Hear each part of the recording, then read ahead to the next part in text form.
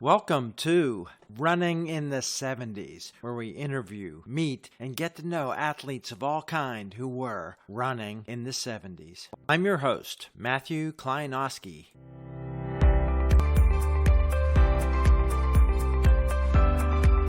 Welcome back to episode 2 with Rich Castro. What a great man with an amazing story. Enjoy. Today on the podcast, we're back in Colorado. I only have so much time for this introduction, so I can't do everything. Here's somebody who not only was running in the 70s, but before. Everything on his running CV would fill me talking for the next hour. He started organizations. He ran everything from the 100-yard dash up to the marathon. A lot of coaching experience at the elite international level, Olympic coach. Welcome today on the podcast, Rich Castro. Hi, Rich. Good morning. Thank you, Matthew, for having me on.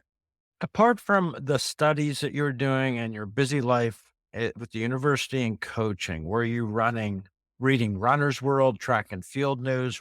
Did you fit all those into? Everything I could possibly. I actually was a correspondent for track and field news. I would submit articles. I would read anything and everything pertaining to running and track and field in wide literature because of my background. I was reading exercise physiology, the American Journal of Medicine, etc. Anything that I could find that was applicable to what I thought we were doing. When did your running personally take the change over to longer road racing and all the way up to marathon? How did that happen? In July of 1973, I ran in the state Colorado championships and I got the bronze medal in the 100 and 200.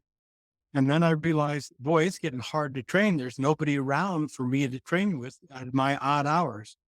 So I said, I'm going to just take up running. And so I started running for fitness by myself. About a year later, I entered my first competition, a 5K, went out way too fast. I started hanging out with all the guys that were friends of Frank's. So I was learning from them how they trained, what they did, etc. And this also was part of my thrust when I became the cross-country coach for the women. I had never really coached anybody in distances. I ran by the seat of my pants in college. And now I needed to train people and try and get the message across of how we're going to approach this. I ran with the kids so I could learn at the same time what they were doing. So I'm training with them and I'm training with Frank's buddies as often as I can and listening to what they're talking about because they're coming in from all parts of the country. We've got guys from the Midwest. We've got guys from the East Coast. They're talking about their coaches and their training program. So I'm just a sponge. Who were some of those people? Steve Flanagan, Shalane Flanagan's dad, was one of my good buddies. He was in graduate school at Colorado and he would swing by and we'd go for runs all the time. He was the guy that actually sucked me into running the very first marathon. He just said, we're going on a road trip. I was driving to California. He says, I'm going to stop by and run the Fiesta Bowl Marathon. I've been invited. They gave me some expense money. So let's drive together. So we did. This is 1977.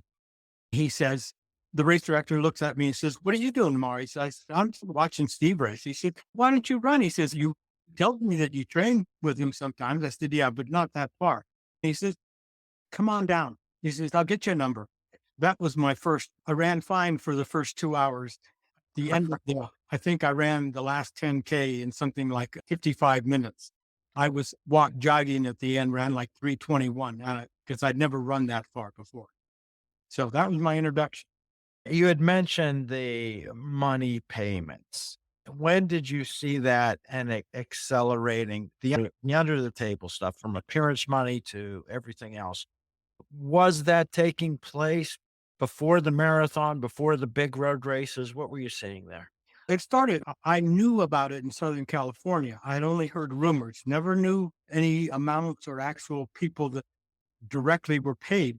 But there were rumors at the big meets, especially, that guys were getting money to wear shoes, etc. I didn't see it in real life until 1972, when a guy that represented a shoe company, which I'll not name, came to the Martin Luther King games and dropped off shoes 4 athletes that I've helped facilitate. I took them to my hotel room, handed the shoes out to the prospective athletes, and watched an athlete pull out a roll of dollar bills, or I don't know what denomination, out of the toe of the shoe. And so I said, so that's how they do it. That was my first real introduction of knowing that, yeah, this guy was helping this guy. Okay. What about the Boulder Road Runners Club that you started? How did that come? I was involved with the Colorado Track Club. I did a fundraiser for them. I had joined the Rocky Mountain Road Runners so that I could do some of those early races. I traveled internationally. I'd been to Brazil, I'd been to Mexico, and seeing these different clubs. And British runners had come into town. I'd become friends with them and learned about their system and heard a lot about their club system. So I delved into that and I started finding out, wow, that sounds pretty cool. I was driving back from Denver after a race with the Rocky Mountain Road. And I said, we should start our own. I said, I want to call us the Boulder Harriers. And so I thought, maybe we'll see what happens. I started running with people that were asking for assistance in the community. They were my age group because I got tired of chasing the Frank Shorter racing team guys and I could never keep up with them. I was a 32-minute 10K guy at that point and I could barely keep them in sight. I said, I'll find people of my own speed that I can train with. Lo and behold, folks were very interested, started coming to my individual sessions and said, we should do this formally more often. So I started setting up Tuesday, Thursday sections on the track. We would meet on the weekends for a run. Then I said, we should formalize this. I looked into the Road Runners Club of America, looked at their bylaws, looked at their insurance program, et cetera, and said, okay, I called a meeting. I was writing a newspaper column in the Boulder Daily Camera just so that I could get the word out about running in general. And I declared that we were going to have a meeting at the public library. Place was packed. And I said, okay, let's vote on this. And they voted that they would do it. They set up a group of officers. We incorporated the very next month and became the Boulder Road Runners in January of 1979. What was the mission statement or a vision at that point for it? To promote running, to promote a good, healthy lifestyle, and to give runners opportunity to come together in different formats and offer opportunities for everybody in the communities. We had a high school representative on the first board. We were forward thinking in terms of getting everybody involved. Were you going down to Potter Field for the training? Were you at, is that Yeah, Pottsfield. We were at Pottsfield? Yeah. Pottsfield and also at the local Boulder High School. What about Frank Shorter's running store? There were other running stores within commuting distance, a hub of runners. Were you spending time there? And what about the equipment that you were using for your own trip? How had that transformed by then? I was a big Adidas guy in college, and then I made the transition to Nike about 76, 77. I liked their waffle trainer, and there was a store that wanted to help me out called Sporting Feet. And so the owner was giving me discounts if I would come in and do talks and things like that and help him meet runners within the community. And I was spending a lot of time at the Frank Shorter team store down on the Pearl Street Mall and with all those guys. So running was literally 24/7 for me. It was going nonstop and the equipment was definitely improving. Nike took notice of me and a couple of their runners that became part of their promotion team asked me to start working with them in the same capacity that I was doing the club, the Frank Shorter racing team. And I started working with Nike, doing the same things, offering different opportunities, making connections for people, helping them come in and do altitude training, etc. Very cool. Look, we probably could talk for hours, and there's no limit here, but let me just throw some more highlights out there to make sure we get to them. Your work with the Ecuador Olympic team, your work with the U.S. Army. You've had some very diverse and exotic experiences. What were those like? Well, because I work with Nike, the distributor down in Ecuador contacted me, says, we've got some young athletes that show promise. Would you work with them? And I said, let's try one of them and see how it goes. about late 85, Rolando Vera shows up at my doorstep. I have him live with our neighbors 2 doors down so that he has a place to live and he's close to me. And so I incorporate him into the running group and the community, etc. And Rolando starts to blossom. He wins their first ever track medal in the Pan American Games at 10,000. He sets several national records, qualifies for the Olympics. So some of the other athletes start contacting me and saying, can we come to Boulder and train with you? So Martha Tenorio becomes one of the athletes that shows up. She ends up third at Boston Marathon, becoming the South American record holder.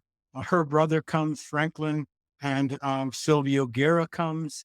So all these guys become part of the mix and the community. My whole thrust at this point is you guys are just part of this whole fabric. You're not a standalone group. And instrumental in all this is my wife, who makes everybody feel at home. She makes friends with a lot of these folks and she interacts, and the community is tremendously involved because they're the ones giving rooms to these athletes and places for them to live and train. Amazing. What about the Army program? How'd she get? Jerry Quiller, the guy that was in Boulder when I first arrived, becomes the Army coach at West Point. He retires and is retiring, and the Army is starting to emphasize the world-class athlete program, WCAP, they call it.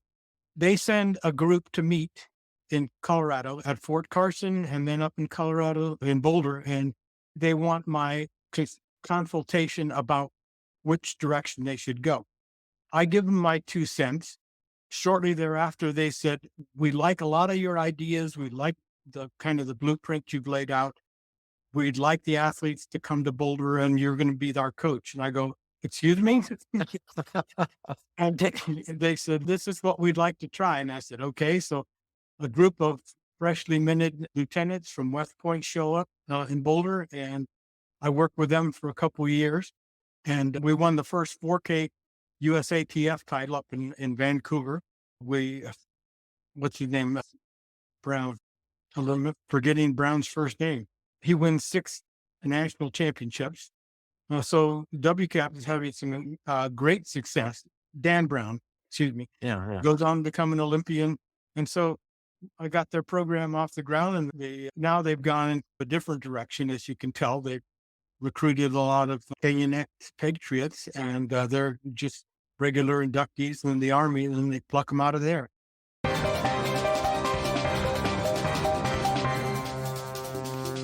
Two more things I wanted to ask you about. One is with the change in your running, how did the injuries change for you personally? And were you seeing drug use, other Well, rules, things? I knew it always was there because I knew that there were a lot of risk takers around me. I won't name names, but the sport was filled with people wanting to test the boundaries and see what they could get away with, as well as what they could tolerate. And yeah, I knew it was there. And it really depended on the individual, how much of a resource that they had to them. I knew it existed. I knew it existed within the Nike culture in the 80s. And unfortunately, a lot of these folks went unpunished and rewarded for their efforts because they were robbing clean athletes of that opportunity. That's the only lamentation I have. And that's the only real regret I have, is that I know that some of these athletes took opportunities away from others. What about your own running training, the injuries that came with the shift and with aging that we all go through? What were your challenges? Well, I was lucky that I never had to really stop and take a long pause because I was able to work with things. I was always reading to find out what we could do better. I was always having resources available to me because we had sports medicine available at CEU. So ultrasound, I was always experimenting with ice baths, with inserts, with different types of training shoes. So never had to really take a lot of time out. I was always wanting to find out how we could avoid injuries. We would take those cold water ice baths and stuff back in the 80s. Herb Lindsay and I got into it because we heard about them doing it with thoroughbreds up at the veterinary school up north at Colorado State.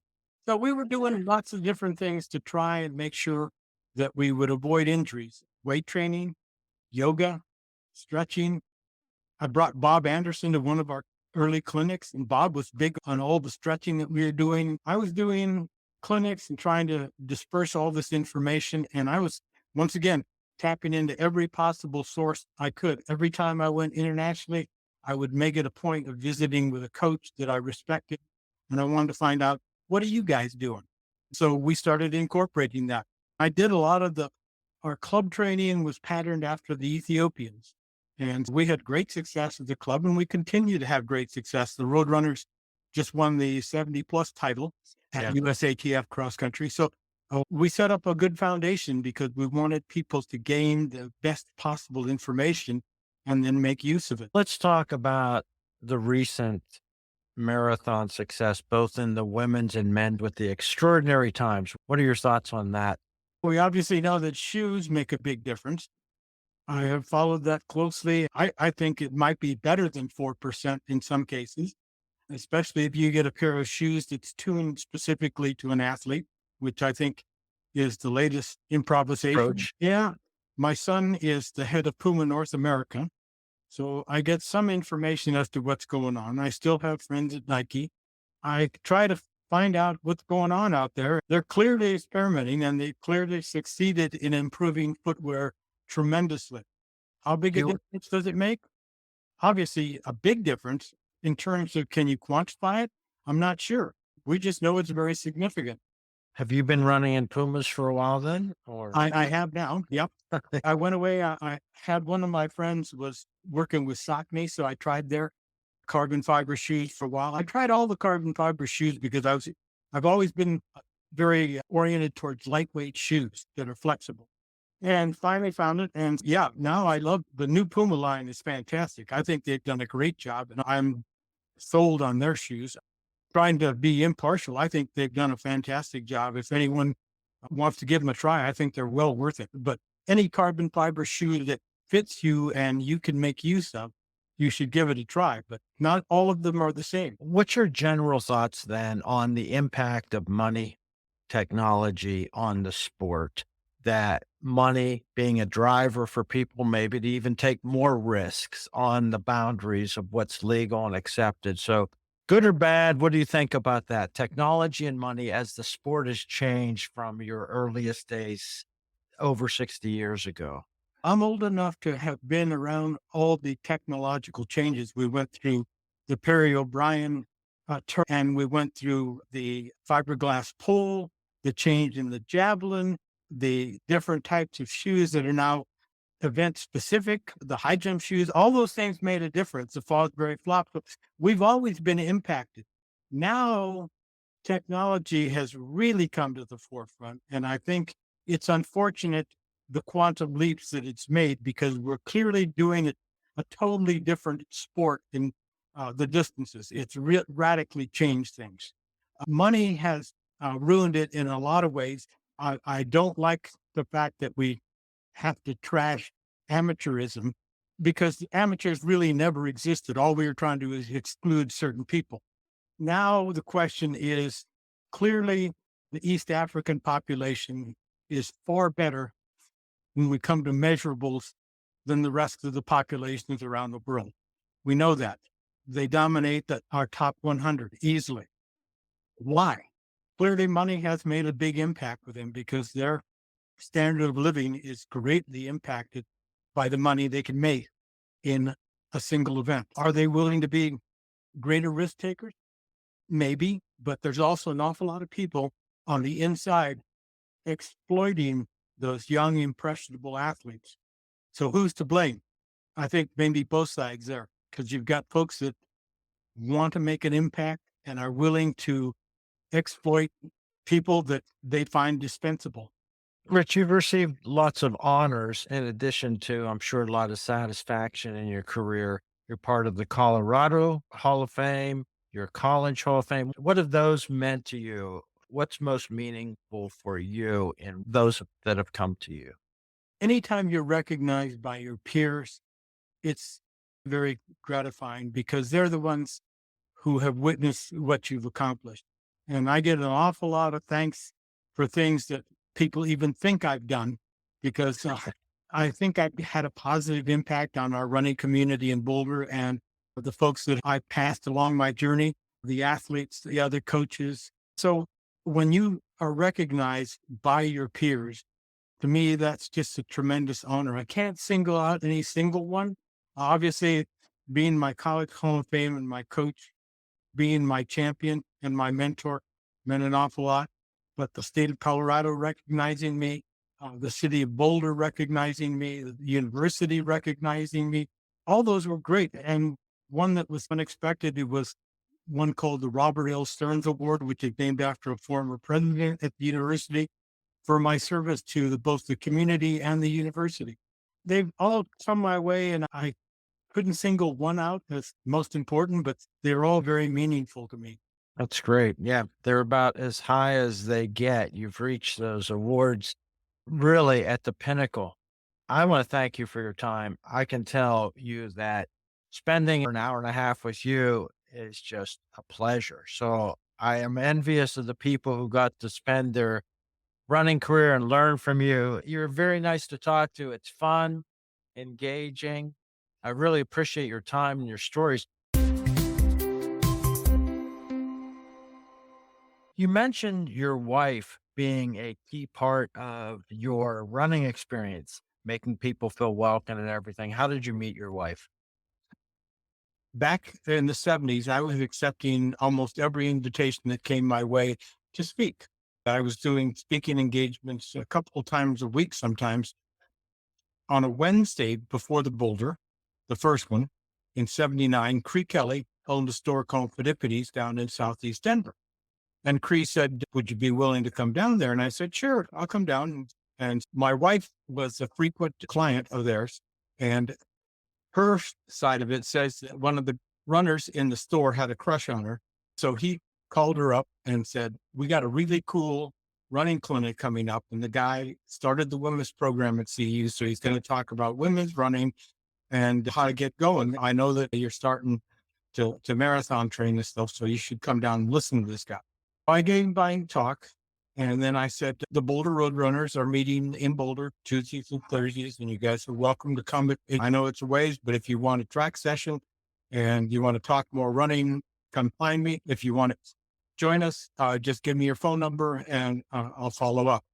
Two ladies came up to drop off their phone numbers, and she was one of them.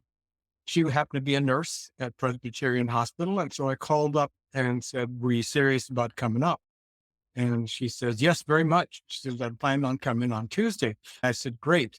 I said, would you like to have a meal afterwards? She said, I always wondered if he was interested in my running or me. After that, she was a regular and started coming up to our workouts, and we got to know each other very well. And I think it was about 7 or 8 months later, she moved to Boulder. And then we've been married since 81. Wow, nice story. You posted a picture. This will be delayed before I publish it and get it edited. But you published a picture of a Boulder race Correct. on your Facebook. What's the story of that picture? If you want to know the whole story, it was quite unique to me because once again, I was accepting invitations to get involved with running constantly. There was a town in southeast Colorado, Sterling, Colorado, wanted to put on a race and have a speaker and have kind of their club awards night. They said, can you come in on a Friday? We'll put on the race on Saturday and you can help with the timing and announcing. Then you can split after that. And I said, sure. So they put me up. I was the speaker at their banquet, helped with the timing the next day, and introduced the winners at the award ceremony. Then I drove back 3.5 hours back to Boulder. And that year, the very first Boulder, most people know it as Memorial Day. That year, they decided to run it on a Sunday afternoon. And I would have never made it to the start line had it not been an afternoon at 2:00 race. I drove back to Boulder, parked my car, grabbed a quick shower, then jogged over to the start, which was about 1.5 miles And I was young and fit, so it was not a big deal.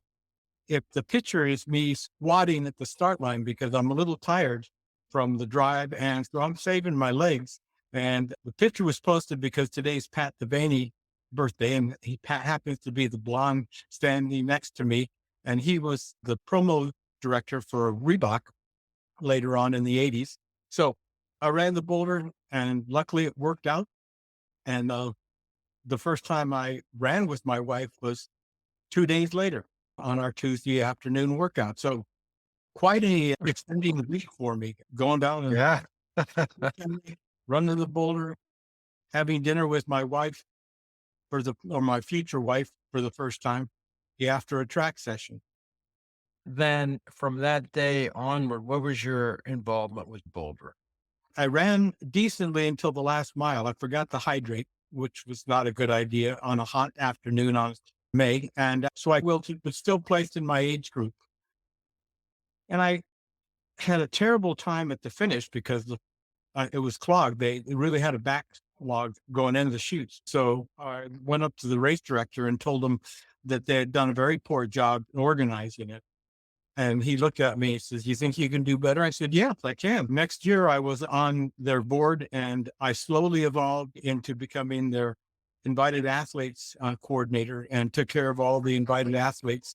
I introduced the first international athlete to the race. That was Rodolfo Gomez, who broke 29 minutes and set the course record. So I got entrenched, and the Boulder Road Runners, the club that I had founded, became the backbone in terms of the volunteer and marshaling part of the race. For over 25 years, I was involved with the Boulder on a yearly basis. And then my sons grew up in it and ran in it. My oldest ran it starting at age 5. Our lives as a family and my wife and I revolved around the Boulder because we engineered bringing athletes in. And this is before the era where they had a big hotel as the host. So I set up all the host families, which created some great friendships and some great bridges to keep bringing athletes in. So it was a really key part of my life and a very important part to the community. Yeah, that's very cool. I wanted to ask you about your involvement with other international athletes. I talked about your coaching in Ecuador. You also had some Kenyan athletes. You have any stories about them? I guess my biggest name would have been Simeon Keegan, who came out of Mississippi State. Simeon and I bumped into each other at a race in Denver. The Dr. Scholl's Pro Classic. They had a series going on. Simeon and I hooked up. He moved to Boulder, and I began training him.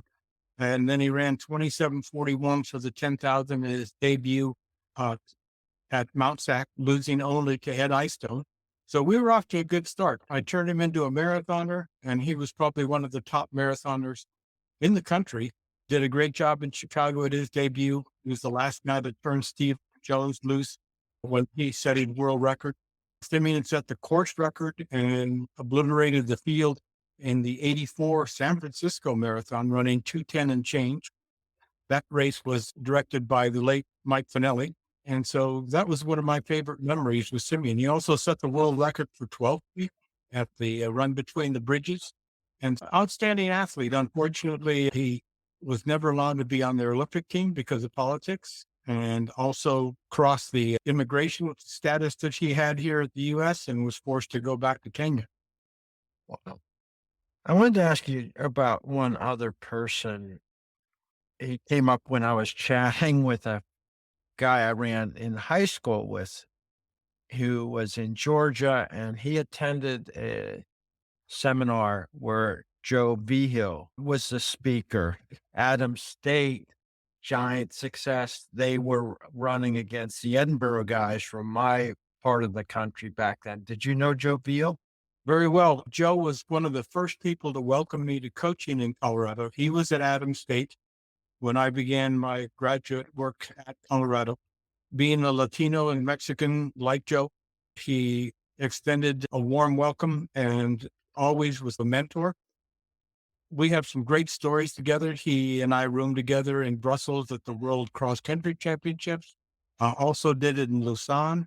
He was also very helpful in introducing me to other people within the IAAF, making connections, especially in my conjunction with the Boulder. We had international teams. I think a lot of people know that we have a lot of international runners that have appeared at the Boulder, and Joe was instrumental in making that connection. When we went to the first team challenge in 98, the first phone call I made was to Joe Behill. I said, here's what they want to do. Will you help me? He says, absolutely. I said, and the second thing is, I want you to help head the U.S. team and bring in Dina Castro. He Oh, agreed. And so we were off and running. He also helped me with Abdi and with Meb. Joe was great. It was really great being with him because going into any place, I always seemed like I was going to have an opportunity to meet people that I'd never encountered before, and he would smooth the path. But if you want to know the kind of person Joe Vico was, and my son is the one who related this, the host hotel for the Boulder was Millennium. My son happened to be working the front desk. He was a student at Colorado. He was working the front desk. And Joe walked up to him and he saw his name. And he says, are you Rich's son? He goes, yes, Antonio. And he goes, here's what I want you to do. Gave him some money. He says, you get your mom some flowers because she is the one doing all the work behind your dad. He got my wife some flowers. And so I said, that's the kind of individual he was. He always thought of others, and he was very helpful in everything I ever tried to do. and you guys weren't neighbors so much, both in Colorado, but that's Adams State. That's quite a hike away from Boulder. Yes, it is. It's quite a drive. It takes about 6-7 hours to get there most of the time. But Joe would bring his guys up to Boulder and run in our early season meet a lot of times. And we'd see each other, obviously, at track meets around the U.S. because he had some top guys. In 84, I bumped into him at New York when the U.S. hosted the first World Cross at the Meadowlands. And he was coaching Pat Porter at that point. Always a pleasant encounter with Joe because he was very helpful, as I said, to everything.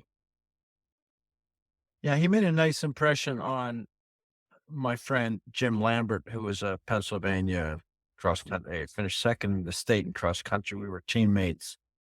He later was a coach and in Atlanta, and he met Joe there.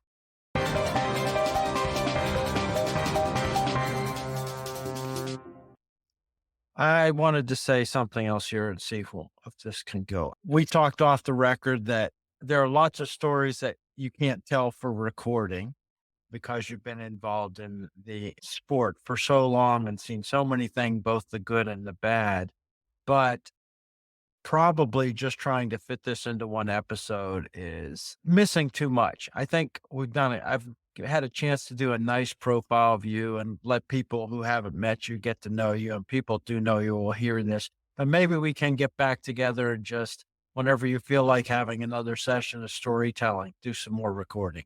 Yeah, like I said, I've had a very blessed career and I've got some great stories that have happened to me. And I was just lucky to be part of so many things, like riding that press truck and watching Steve Jones' world record unfold and watching some of my favorite athletes get involved with my family. Because my wife has stories about them. 84 Olympic champion Carlos Lopes is the first one that comes to mind. Carlos came to visit me. I helped him secure the shoes he needed to run the marathon in 84. And people always ask, what can we do for you? And I always just said, hey, come to Boulder to meet our community. And Carlos did. So I brought him in preparation to get ready for Chicago. But we went to a 10K in Denver. I said, why don't you run for our club? There's a club championship and you and Simeon can team up and run for our club. And he said, sure, that'd be fun. So anyway, long story short, he and Simeon go 1-2. And at the prize ceremony, the governor's naming all these top athletes. And then Carlos looks over and sees my wife very distraught. And I'm going, what's going on? Our little 2-year-old has wandered away in the crowd and she can't find him. So Carlos gets off the award ceremony, and people know who he is, obviously, at this point. So they're getting out of his way. He goes, hunts my little 2-year-old son, Antonio, down, grabs him, brings him back. And so to make sure he didn't get lost after that, I put him on my shoulders. And there's a picture of me and Simeon and Carlos on my Facebook page. with my 2-year-old on my shoulders, and my wife was eternally grateful for locating our little one. And Yeah, lots of talent there. yeah, Yeah, that's great. Does your wife enjoy being on camera? she just stepped into the room. Yeah, I saw her go by. Well, Oh, maybe a fun thing to do would be to get the two of you to tell stories from the angle that the things that you did together, because your family involvement, like you said, revolving around at Boulder as a hook. yeah, it definitely was an interesting time because, like I said, she was thrust in the middle of it, for better or for worse, and whether she liked it or not. Because I remember the look she gave me one day when we were bringing athletes in from the airport, and she comes in from either work or groceries, and the room is filled with nothing but international athletes, all waiting to get picked up by their host families. They were everywhere. They were sitting on the stairs and stuff. But the athletes were all part of our family. We have pictures of Martin Pitayo, who won Chicago and also won Boulder, one of the top Mexican runners, uh, chatting it up with my sons. And so, like I said, they were always part of it. And we have a great picture on Facebook of my oldest throwing a rock at Rosamoda. And sure, she's our babysitter, and he's got a rock in his right hand, and he's getting ready to throw it at her. And Rose is over there going, "No, you don't want to do that." So, like I said, that they grew up with it, and like I said, those are all the stories that colored our lives because it never was dull for us, and it was always a great adventure. Would you have a chat with your wife about that specifically? Then in a month or two, I'll get the both of you on just to tell stories from the home. Sure. Yep. Okay, because that's something I haven't done. I did one of these with two runners. It's interesting. It'll be out just before yours. Two New York runners. They were one was a county winner and things like that, but they trained together. They were 4 years apart. One of them became a policeman and has now special services. He's over in Africa now, and he talked about he wasn't an elite athlete at all, but how running definitely saved his life. He ran for the New York Police Department against the fire department. The two of them trained together after they both graduated from high school. So it's an interesting story of that time together. He has one story. I don't know. He said, I'm not going to name names. And then he said, but the guy has the same last name as me. And he talked about catching a Olympian with drugs in the car. And he said, you know what? When he saw his driver's license, he said, you get one chance. He said, if I ever see you again, but it's just great stories of running inner city New York of these guys in the 70s. It's pretty interesting. But that's the only time I had two people on, and they knew each other really well. They weren't interrupting it was very polite and crossing over each other. Very different personalities. The one guy's a guy like me in terms of living a lot in some places most people don't want to go. And so being very comfortable with people that are different and very just transparent and authentic guy. Another one. Yeah. I definitely relate to the idea that running has saved a lot of people's lives. And I think that's the common denominator. It set us on the right path and given us the ability to do goal setting and get us out of our existence. Like I said, I'm not sure where my life would have gone if I hadn't discovered running. And, but it's, teams become your family. And so that's the whole thing, the friendships you strike up. And so it's all good.